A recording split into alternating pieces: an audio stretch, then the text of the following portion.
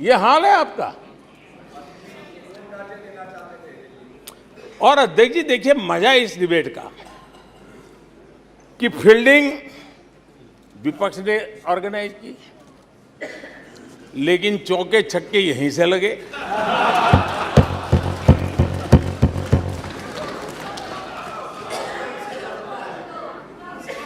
और विपक्ष no confidence motion पे नो बॉल नो बॉल पर ही करता आगे चलता जा रहा है।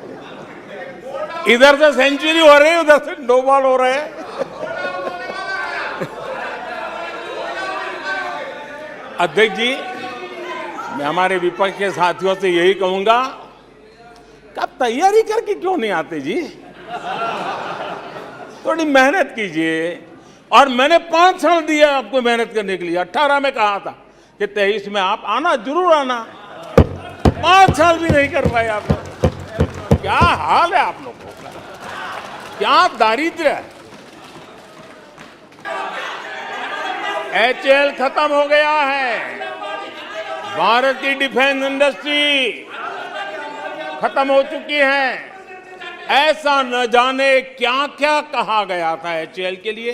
इतना ही नहीं, जैसे आजकल खेतों में जाकर के वीडियो शूट होता है, मालूम है ना? हाँ, खेतों में जाकर के वीडियो शूट होता है सर।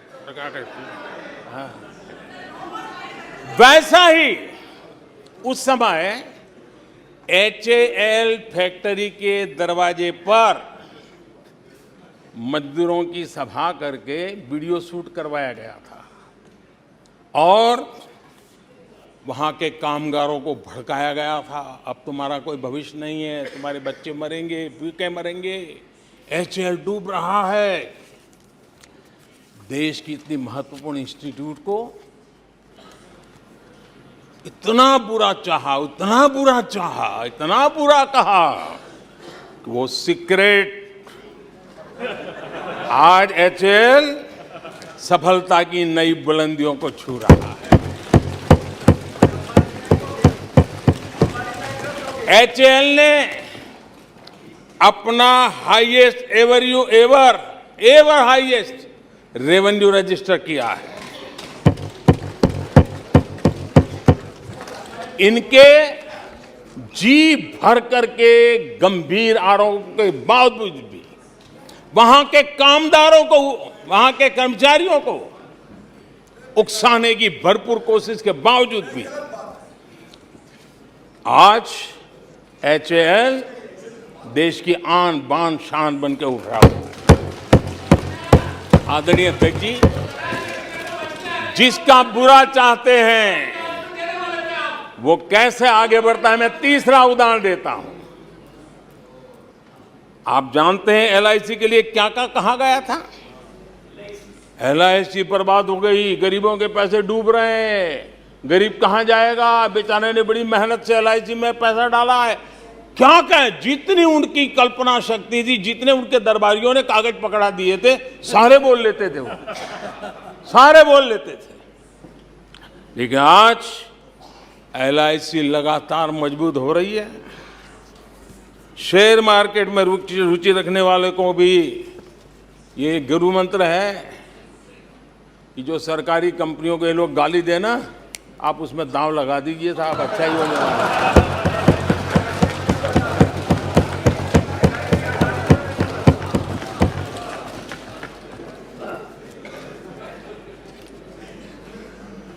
आदरणीय अध्यक्ष जी, ये लोग देश की जिन संस्थाओं की मृत्यु की घोषणा करते हैं, उन संस्थाओं का भाग्य चमक जाता है। और मुझे विश्वास है कि ये जैसे देश को कोसते हैं, लोकतंत्र को कोसते हैं, मेरा पक्का विश्वास है देश भी मजबूत होने वाला है, लोकतंत्र भी मजबूत होने वाला है, और हम तो होने ही वाले हैं। आदरणीय अध्यक्ष जी, ये वो लोग हैं जिन्हें देश के सामर्थ्य पर विश्वास नहीं, इन लोगों को देश के परिश्रम पर विश्वास नहीं है, देश के पराक्रम पर विश्वास नहीं है। कुछ दिन पहले मैंने कहा था कि हमारी सरकार के अगले टर्म में, तीसरे टर्म में, भारत दुनिया की तीसरी टॉप अर्थव्यवस्था बनेगा।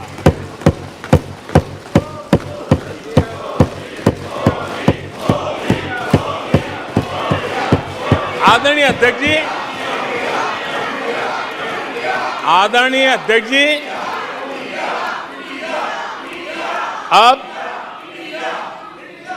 देश के भविष्य पर थोड़ा सा भी भरोसा होता जब हम ये क्लेम करते हैं कि हम आने वाले 5 साल में, नए तीसरे टर्म में, हम देश की इकोनॉमी को तीसरे पर लाएंगे। तो एक जिम्मेवार विपक्ष क्या करता? वो सवाल पूछता, अच्छा भाई बताओ, निर्मला जी बताओ कैसे करने वाले हो, अच्छा मोदी जी बताओ कैसे करने वाले हो, आपका रोड मैप बताओ। ऐसा करते। अब ये भी मुझे सिखाना पड़ रहा है। लेकिन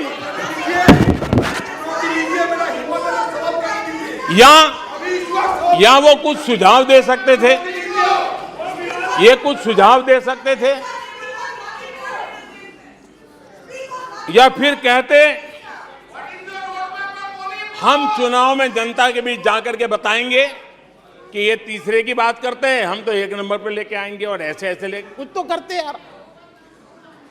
लेकिन हमारे विपक्ष की त्रासदी ये है, और उनके राजनीतिक विमर्श पर गौर कीजिए। कांग्रेस के लोग क्या कह रहे हैं? अब देखिए कितना कल्पना दारिद्र्य है। इतने सालों तक सत्ता में रहने के बाद भी क्या अनुभवताहीन बातें सुनने को मिल रही है जी। क्या कहते हैं ये कहते हैं इस लक्ष्य तक पहुंचने कुछ करने की जरूरत नहीं, ऐसे ही होने वाला है तीसरे नंबर पे। बताओ, मुझे लगता है कि इसी सोच के कारण वो सोते रहे इतने सालों तक, तो अपने आप होने वाला है। वो कहते हैं बिना कुछ किए तीसरे पहुंच जाएंगे, और कांग्रेस की माने अगर सब कुछ अपने आप ही हो जाने वाला है, इसका मतलब है कांग्रेस के पास न नीति है, न नियत है, न विजन है, न वैश्विक अर्थव्यवस्था की समझ है, और न ही भारत के अर्थ जगत के ताकत का पता है। और इसलिए सोए सोए सब हो जाएगा, यही एक आदरणीय अध्यक्ष जी, ये वजह है कि कांग्रेस के शासन में भारत गरीबी और गरीबी को बढ़ाता गया। 1991 में देश कंगाल होने की स्थिति में था। कांग्रेस के शासनकाल में अर्थव्यवस्था दुनिया के क्रम में 10, 11, 12 इसके बीच में झोले खाती थी, झूलती रही थी। लेकिन 2014 के बाद भारत ने टॉप 5 में अपनी जगह बना ली।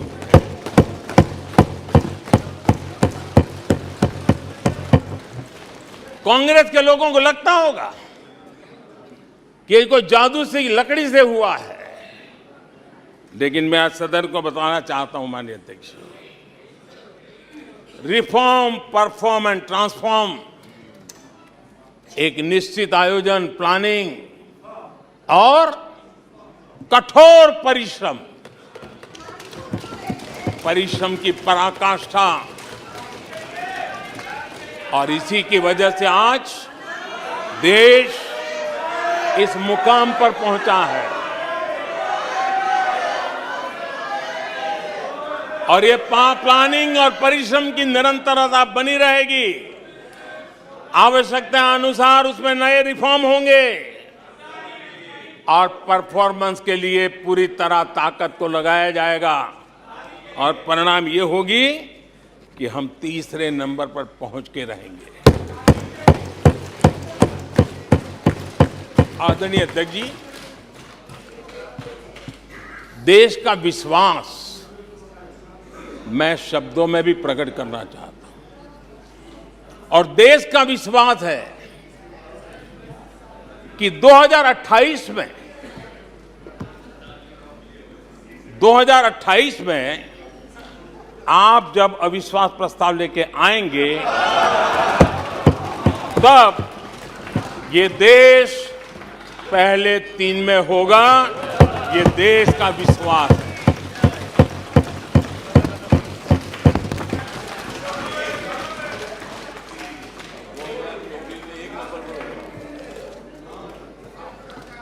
आदरणीय अध्यक्ष जी,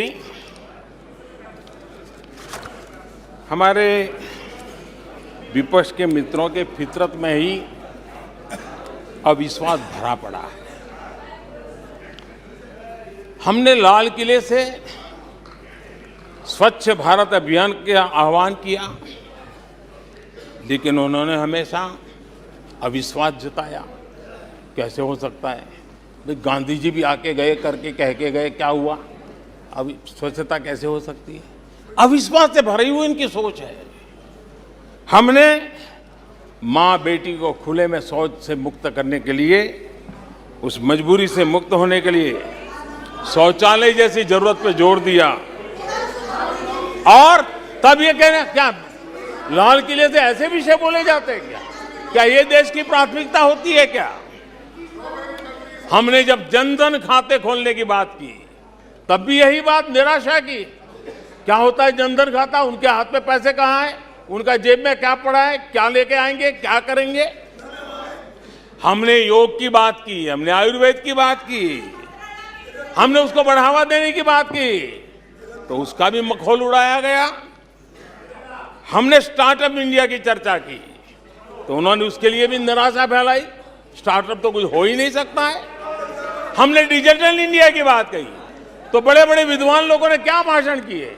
हिंदुस्तान के लोग तो अनपढ़ है, हिंदुस्तान के मोबाइल चलाना भी नहीं आता है, हिंदुस्तान के लोग कहां से डिजिटल करेंगे। आज डिजिटल इंडिया, देश आगे है। हमने मेक इन इंडिया की बात कही, जहां गए वहां मेक इन इंडिया का मजाक उड़ाया, जहां गए वहां मेक इन इंडिया का मजाक उड़ाया। आदरणीय अध्यक्ष जी,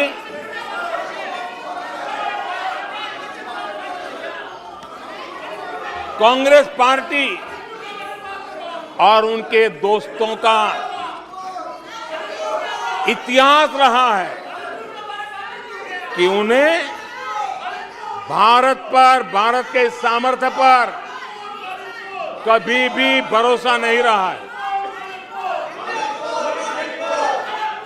भाषण पूरा नहीं हुआ। आदरणीय अध्यक्ष जी,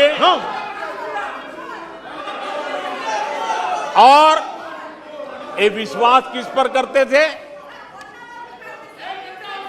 मैं जरा आज सदन को याद दिलाना चाहता हूं।